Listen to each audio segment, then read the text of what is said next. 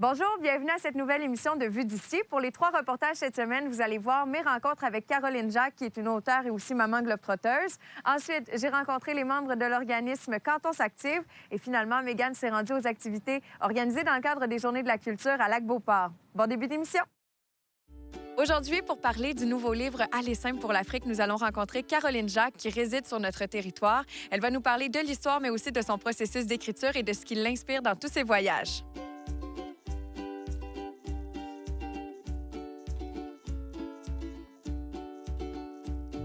Aujourd'hui, j'ai la chance de rencontrer Caroline Jacques, qu'on connaît aussi pour Maman globe-trotteuse. Là, il y a Aller simple pour l'Afrique qui est sorti. Qu'est-ce qu'on retrouve dans ce livre-là? Aller simple pour l'Afrique, c'est l'histoire de Carly, qui a 29 ans, qui décide de tout quitter pour aller travailler en Afrique.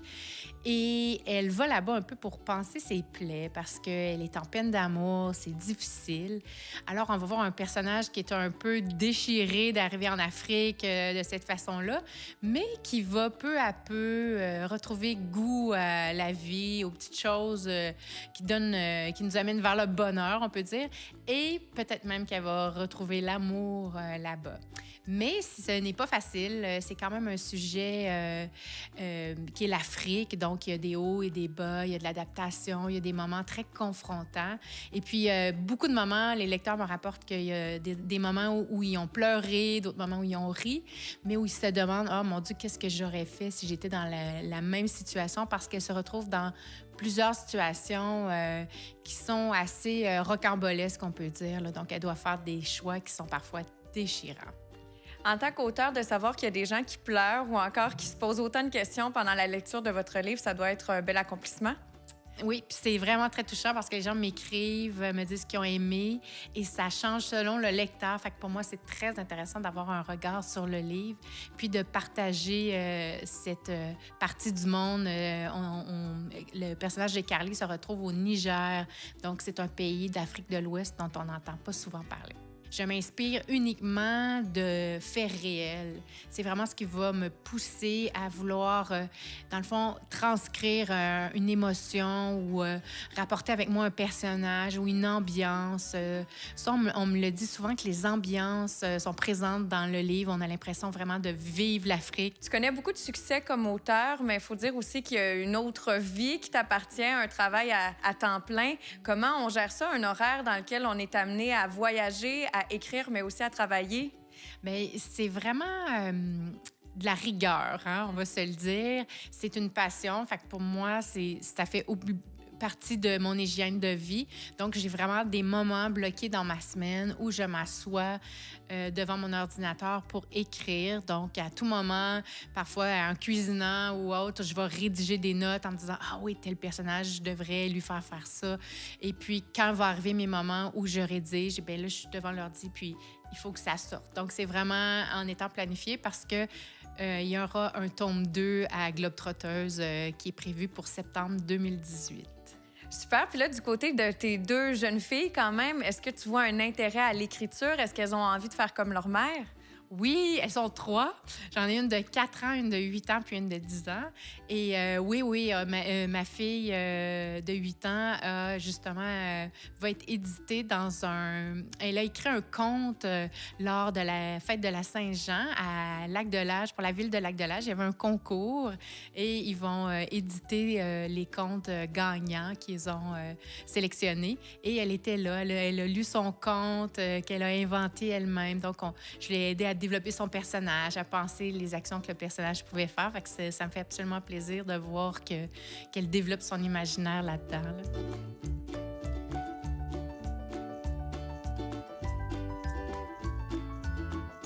Est-ce que quand tu étais petite, t'écrivais déjà? Ah oui, oui. À 10 ans, j'écrivais un roman qui se passait en Nouvelle-Orléans, dans les champs de coton. Alors, j'avais vraiment un imaginaire très fertile. Puis c'est facile pour moi d'écrire aussi. Donc, c'est quelque chose qui est assez plaisant parce que, dans le fond, ça sort. J'ai pas l'impression de devoir faire des efforts surhumains. Donc, c'est ce qui m'amène finalement à écrire autant sur mon blog Maman globe-trotteuse ou encore j'écris pour des magazines ou pour mon propre chef, pour mes livres. Mais c'est assez naturel pour moi. Ouais. Vous aimeriez en fait donner des conseils aux voyageurs ou c'est plus le côté histoire qui vous fascine? Habituellement, je préfère raconter. J'aime bien que les gens puissent prendre leurs propres décisions. Mais c'est sûr que, comme maman globetrotteuse, il y a beaucoup de mamans qui me disent ah ben merci, ça m'a encouragée, ça m'a inspirée de voir que tu bougeais avec tes filles. Parfait, mais j'adore plus que tout rapporter des histoires qui se sont passées ailleurs. Plus c'est rigolo ou plus ça sort de l'ordinaire, plus ça m'intéresse de ramener ça. Puis quand on est en voyage, ben c'est juste ça, finalement, la culture, la nourriture qui est différente, puis les histoires de mes propres enfants dans des contextes différents, moi, ça m'émeut à chaque fois. À force de voyager à travers le monde, est-ce que quand on revient ici, on trouve que le Québec ou même le Canada, c'est tout à fait différent, c'est moins le fun ou... Non, pas du tout. Au contraire, je suis persuadée que je peux habiter partout dans le monde. J'ai vécu en Afrique, j'ai vécu en Asie, j'ai vécu en Europe et je choisis de vivre ici à Lac-de-L'Âge parce que je suis persuadée que c'est un des plus beaux endroits au monde. Et je suis souvent invitée, j'ai cette chance-là comme blogueuse à découvrir le Québec et j'adore autant ça. Pour moi, c'est un voyage aussi d'aller découvrir un nouveau coin du Québec que je connais pas. Vous avez habité à Stoneham, maintenant à Lac-de-L'Âge. Est-ce que les endroits où vous avez habité vous inspirent aussi, tout comme vos voyages? Oui, parce que pour pouvoir que ça sorte, il faut que j'aie un endroit paisible pour pouvoir... Moi, en tout cas, c'est comme ça que je fonctionne. Donc, je vais me promener dans nos sentiers. Je regarde le lac de l'Âge, mon lac, et puis j'écoute le chant des huards. Mais c'est cette sérénité-là qui me permet finalement de voir émerger les mots puis pouvoir les coucher sur papier. Pour ce qui est d'Aller simple pour l'Afrique, à quel endroit on peut se le procurer? Est-ce que c'est partout en librairie? Est-ce qu'il y a un site Internet pour avoir de l'info? Oui, vous allez pouvoir vous procurer, c'est partout en librairie. Mon éditeur est bien connu, c'est Urtubise. Donc, sur le site d'Urtubise, il vous donne les détails. Mais sinon, c'est vraiment dans toutes les librairies. Et je sais qu'il y a aussi la forme électronique là, qu'on peut commander. Alors, voilà. Et pour le tome 2, à quoi on peut s'attendre? Est-ce que c'est une autre histoire d'amour ou on continue dans la même lignée? Oui, bien, dans le fond, le personnage va devenir maman. Alors, on va la voir vivre des aventures pour la première fois parce que dans le tome 1, elle était célibataire. Donc, dans le tome 2, en devenant maman, elle va nous raconter ce qu'elle vit avec sa maternité à l'international. Bien, merci beaucoup, puis bon succès. Continuez à voyager, c'est tout ce que je vous souhaite. Merci beaucoup.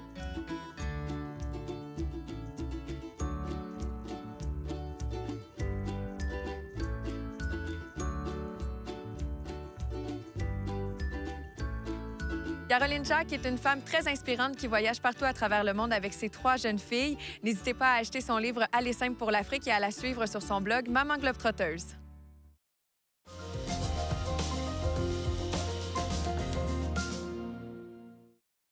L'organisme Quand on s'active tente de promouvoir au maximum les saines habitudes de vie auprès des enfants, mais depuis peu aussi auprès des familles de la MRC de la Jacques-Cartier.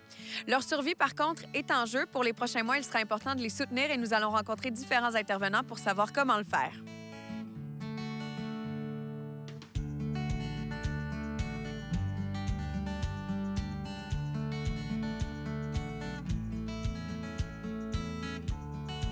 Où on en est aujourd'hui, c'est que on fait d'énormes efforts pour survivre. On a élargi notre champ d'action qui était avant, on visait les jeunes de 0 à 17 ans, les saines habitudes de vie. Maintenant, on vise toutes les familles. Avant, on était essentiellement à Stoneham. Maintenant, on élargit ça à toute la MRC. Mais là, on est à bout de souffle. On ne sera plus capable de garder notre permanence à partir de décembre de cette année. Qu'est-ce qui vous motive, vous, personnellement, à être autant impliqué dans Quand on s'active?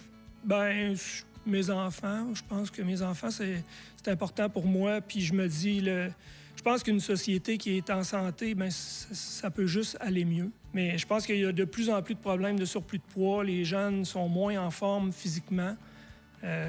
C'est ça qui me touche beaucoup, là. Comment on peut vous aider en tant que citoyen? Est-ce que c'est de mettre de la pression justement sur les institutions ou on peut aussi offrir une aide financière? Bien, une aide financière peut-être, mais il faut vraiment croire à notre cause puis peut-être faire des pressions au niveau des institutions. Effectivement, c'est les dirigeants qui vont faire que s'il y a de l'argent d'injecter, mais il faut le voir en prévention. Je veux dire, nous autres, on fait de la prévention. Si on continue, c'est certain on aide le système de santé. Pourquoi vous pensez que c'est essentiel qu'on ait un organisme comme Quand on s'active sur le territoire? En fait, à l'École du Harfang-des-Neiges, donc 986 élèves à l'école présentement. Donc, c'est sûr que c'est une clientèle cible pour Quand on s'active. Donc, avec Quand on s'active, là, ça nous a permis de former notre personnel pour que tout le monde envoie le message commun aux jeunes sur les saines habitudes de vie. Au quotidien, les jeunes font des activités physiques. On est en train de préparer un projet pour atteindre le 60 minutes d'activité physique chaque jour à l'École du Harfang-des-Neiges.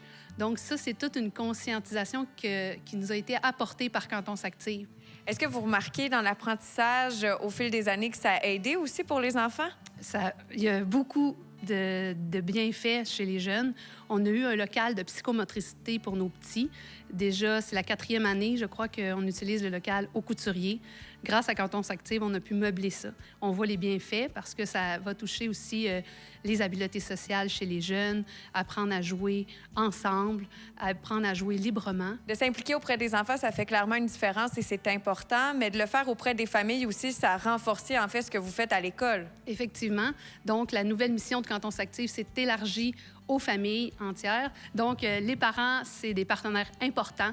Donc, le premier modèle chez l'enfant. Est-ce que Quand on s'active réussit quand même à s'adapter aux enfants qui, des fois, aiment peut-être un peu moins bouger ou être moins actifs? Mais bouger ou être actif, c'est pas nécessairement faire une activité dirigée. Il y a beaucoup de jeux libres ou d'offres de services. Donc, chaque jeune trouve sa passion. Exemple, juste d'offrir le matériel. Le jeune, il va choisir, si on a une diversité de matériel, le jeune, il va choisir son cloche-pied, son ballon, sa corde à danser. Dans le fond, l'important, c'est qu'il soit actif, mais pas nécessairement en sport.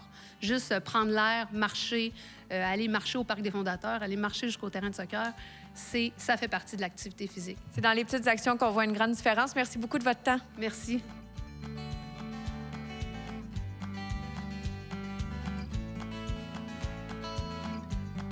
Quand on s'active a permis beaucoup dans notre milieu, c'est le réseautage entre nous, puis aussi une espèce de continuum au niveau des messages en lien avec les saines habitudes de vie, saine alimentation, etc. Et incluant l'adolescent, mais tu sais, à l'école, ça part à l'école vraiment quand ils sont tout petits, dans les garderies aussi, et ça va jusqu'à l'adolescence. C'est comme tous les mêmes messages tout le long, ça fait que c'est beaucoup plus efficace au bout du compte. Ça nous permet de travailler ensemble, d'avoir vraiment des actions communes, des façons de faire les mêmes orientations. C'est très, très enrichissant là, pour un milieu. Là. Ce serait quoi le scénario idéal pour que Quand on s'active survive dans les prochaines semaines et dans les prochains mois? Bien là, on est en démarche depuis quelques mois là, au niveau du ministère de la Famille et des Aînés là, pour essayer de faire reconnaître l'organisme comme un organisme famille. On espère très fort là, que ça va déboucher parce que sinon, Quand on s'active, va mourir. Et là, Quand on s'active est vraiment en train aussi d'élargir ses actions. Ça fait déjà 7-8 ans qu'il était actif ici à Stoneham, mais on a mis tout ça en place. Ça a été un beau levier pour nous permettre justement là, d'intégrer les saines habitudes de vie à même nos missions puis de le faire naturellement. Pour nous, c'est déjà intégré puis bien ancré. Mais dans les municipalités, dans la MRC au complet, je pense qu'il y a plein de municipalités pour qui ça serait vraiment très précieux de pouvoir avoir cette expertise-là, les outils, les actions et s'inspirer un peu de ce qui s'est fait ici. Est-ce qu'il y a une méthode pour mentionner, je ne sais pas, au gouvernement qu'on aimerait que Quand on s'active survive? Je ne sais pas comment. En tout cas, peut-être qu'il y a des moyens auxquels on n'a pas pensé encore, mais je pense de tout simplement d'en parler puis de faire valoir à nos gouvernements comment c'est important, les saines habitudes de vie, comment on veut ça au cœur. C'est comme un projet de société. Je pense que c'est de le faire valoir, d'en parler autour de nous puis d'essayer justement d'aller chercher. Peut-être qu'il y en a qui ont des contacts. C'est que toute aide, de toute façon, va être précieuse parce qu'on est vraiment là sur le bord. On est en survie puis il faudrait vraiment qu'on ait du soutien. Puis je pense plus on en parle, plus on le répète à nos gouvernements que les saines habitudes de vie, c'est important, que c'est ça qu'on veut dans notre société. On veut que nos jeunes vieillissent en santé. Je pense que plus on va répéter le message, puis plus peut-être ça va se faire entendre. Bien, merci beaucoup, Stéphanie. Merci. Hélène, dans les prochaines semaines, on va avoir l'AGA pour Quand on s'active. Ça va se dérouler le 17 octobre. Il y a encore la possibilité pour des gens d'y participer, mais qu'est-ce qu'on prévoit pour cette soirée-là? Comme vous l'avez mentionné, l'AGA va se tenir le 17 octobre à 17h au manoir du Lac de l'Ange. Donc, avant l'ouverture de la séance officielle, nous allons avoir des témoignages de personnes avec qui nous avons développé des partenariats dans d'autres municipalités. Et qu'est-ce que ça a donné comme retombée là, pour eux dans leur milieu de vie? Par la suite, là, il va y avoir, c'est sûr, là, la présentation de notre rapport annuel, nos rapports financiers, etc.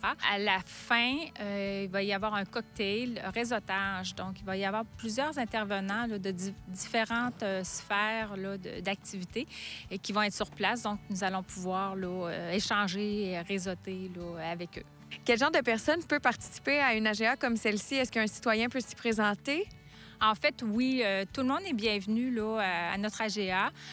Présentement, là, nous avons là, 35 confirmations officielles. Donc, on a des gens... Nous sommes en année électorale, donc c'est sûr que nous avons plusieurs élus qui ont confirmé leur présence. Mais nous avons aussi là, des citoyens, là, autant de Stoneham, de Lac-de-L'Âge, de Sainte-Brigitte-de-Laval, un peu partout là, de la MRC qui vont être sur place. Pour s'inscrire, comment on le fait? Alors, vous pouvez soit par courriel à info-cantonsactive.ca, info@commercial-cantonsactive.ca, ou par téléphone au 418-848-3358. Merci beaucoup. Merci.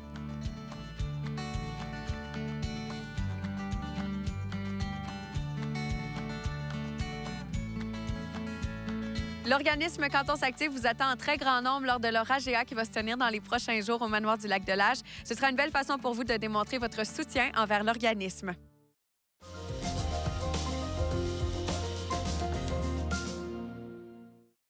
Le 30 septembre dernier a eu lieu à Lac-Beauport l'inauguration du corridor régional. Plusieurs personnes ont eu la chance de venir découvrir des artistes peintres locaux et les voir en action.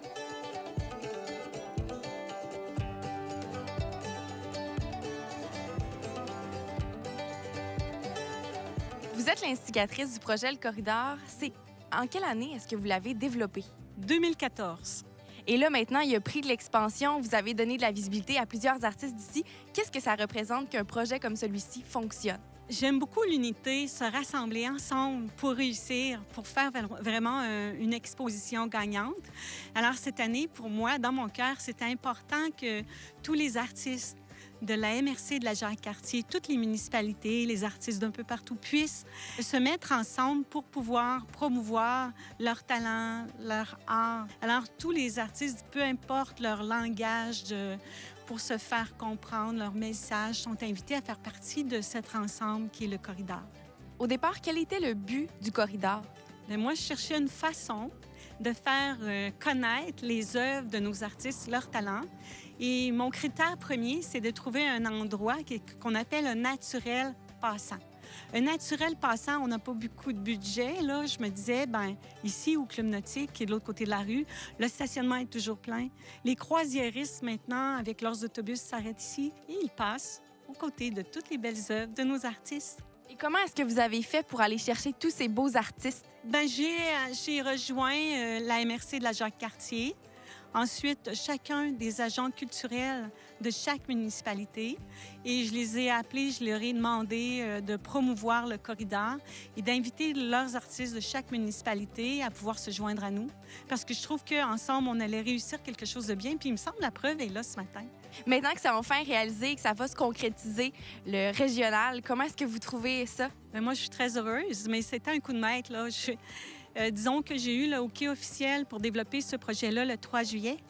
Et entre le 3 juillet et aujourd'hui, qui est le 30 septembre, j'ai réussi à l'usine de fabrication de faire tous les modules, les installer, faire le marquage, recevoir toute l'information de tous les artistes, s'occuper avec l'impression, avec Azure, Protec. Je vous dis, c'est beaucoup de gens où j'ai dû passer en personne, bien des fois, puis leur dire, bon, mais oubliez-nous pas, là, c'est important qu'on soit prêt pour le 30. Et finalement, tout le monde est embarqué dans mon projet, puis c'est ensemble qu'on a réussi à le rendre. Puis je dis merci, puis bravo à tout le monde. Vous êtes vous-même artiste peintre. Où est-ce que vous trouvez vos principales inspirations? J'aime peindre à l'extérieur, comme les peintres impressionnistes du 19e siècle.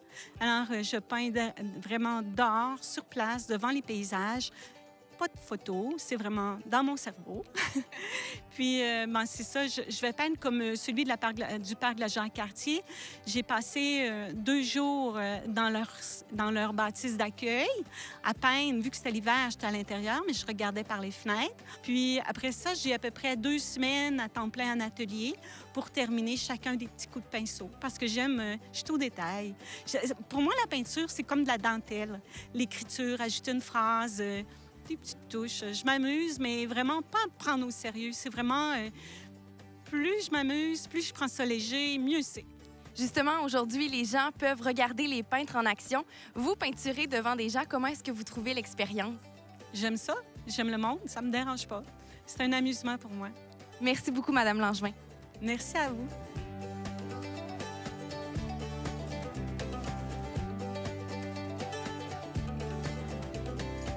Qu'est-ce que vous pensez de ce projet-là? Je trouve que c'est une initiative très originale. J'étais un peu sceptique au début. Je me suis rapproché des œuvres et je disais, l'hiver, est-ce que ça résiste au climat hivernal du Québec? Et elle m'a rassuré en me disant qu'il n'y a aucun souci. Donc, c'était un peu mon hésitation de départ. Je trouve que c'est très original. On ne voit pas ça souvent et c'est une forme de galerie extérieure. Ça met en valeur, en tout cas, les artistes de la MRC Jean-Cartier d'une manière originale. Et ça permet aussi de rendre accessible l'art au grand public. De quelle manière est-ce que vous avez participé aux Journées de la culture de Lac-Beauport? Alors, de 2 manières. La première était prévue depuis quelque temps. C'était la conférence sur Félix Leclerc que je donnais hier. Venue pour cette conférence d'abord, Sylvie Langevin m'a dit, tiens, tu pourrais te joindre aussi à nous pour cet événement et présenter tes livres. Et comme je suis auteur de livres sur la chanson québécoise, je viens aujourd'hui présenter mes livres sur la chanson québécoise. Vous habitez maintenant en Belgique. Qu'est-ce qui vous rattache autant au Québec? Ce qui me rattache au Québec, c'est que j'étudie le Québec au quotidien. Je suis en contact avec des Québécois au quotidien pour mes recherches sur l'histoire de la chanson et l'histoire québécoise de manière générale. Et je connais certaines facettes de l'histoire québécoise tout autant, sinon plus, que bon nombre de Québécois.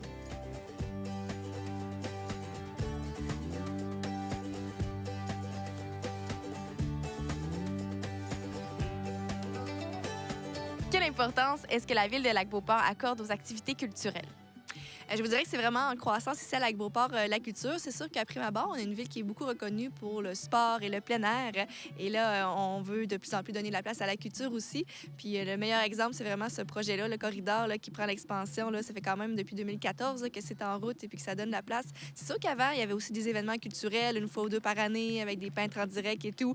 Mais là, le fait qu'on ait vraiment notre exposition permanente, c'est vraiment un gros projet permanent, comme ça le dit. Et en plus, il y a de l'investissement aussi de la part de la municipalité là-dedans. Puis, donc, je pense que c'est vraiment là, une belle place qu'on donne à la culture ici à Lac-Beauport. Puis aussi, en entendant là, d'autres artistes qui viennent de d'autres municipalités qui sont ici aujourd'hui, qui semblent vraiment emballés du projet qu'on a fait ici, je pense qu'on est chanceux de l'avoir puis que c'est pas partout qu'il y a des gros projets comme ça là, pour la culture. Quand Mme Langevin vous a proposé d'emmener d'autres artistes de régional, qu'est-ce que vous avez pensé de son projet? Bien, je trouve que c'est une merveilleuse idée pour faire bouger la culture, puis c'est pour travailler ensemble, ça l'aide pour la promotion de l'événement, la promotion de la culture, tout ça, de s'unir vraiment, là, ça nous fait une plus grande vitrine, une plus grande porte d'entrée pour la culture ici dans la MRC. Donc, c'est vraiment une bonne idée d'unir nos forces là, pour avancer. En plus de l'exposition permanente des artistes ici dans le corridor, il y a aussi la scène musicale du parc de la Gentiane. Est-ce qu'il y a une programmation spécifique pour ça?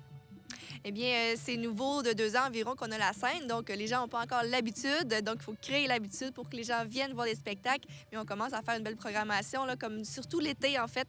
Comme cet été, on a eu 3 spectacles, un qui était plus poétique, un qui était plus un band de reggae qui bougeait, puis on a eu aussi un duo là, qui faisait plus de la musique populaire. Ça aussi, ça a été notre dernière soirée qui a eu beaucoup de monde, qui a fait beau, parce qu'on a eu un drôle d'été cet été. Donc l'été, vraiment, on va essayer de mettre de l'avant la scène. Alors, on va essayer de faire de plus en plus d'événements ici sur cette scène-là. Mais non seulement la scène, il y a le parc en soi aussi, comme là, le cinéma plein air aussi qu'on fait l'été ici, là, au parc de la Gentiane. À quoi est-ce que les gens peuvent s'attendre comme activité culturelle dans les prochains mois? Prochain mois, donc là, on est à l'automne. Donc, prochaine activité, ça va être la fête d'Halloween qui sera pas au parc ici, qui va être au parc du Brûlé, donc à Lac-Beauport. Et après, ça va aller dans le temps des fêtes. On a un beau marché de Noël, la féerie de Noël, et qui sera en nouveauté au centre de ski Le Relais cette année.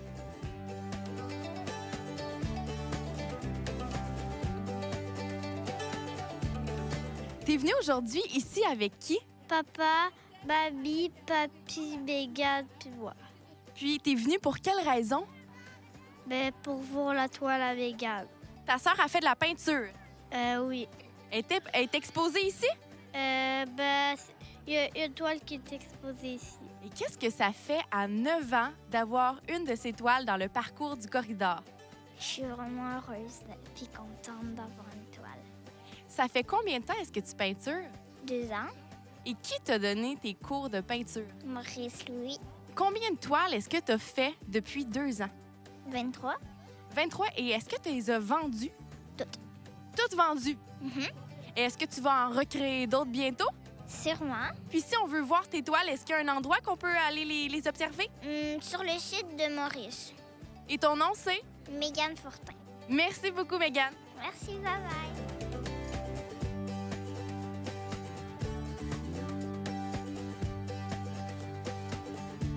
Lac-Beauport organise aujourd'hui, dans le cadre des Journées de la culture, l'inauguration du corridor à l'échelle régionale. En plus de tout ça, artistes sur place pour peindre, spectacles pour toute la famille, activités et performances musicales.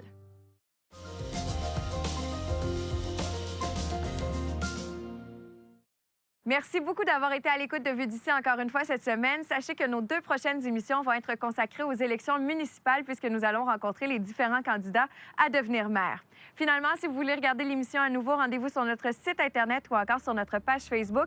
Et il est possible via la plateforme CCAP Go de voir et revoir toutes les émissions de la chaîne. On se dit à très bientôt pour une autre émission de Vue d'ici.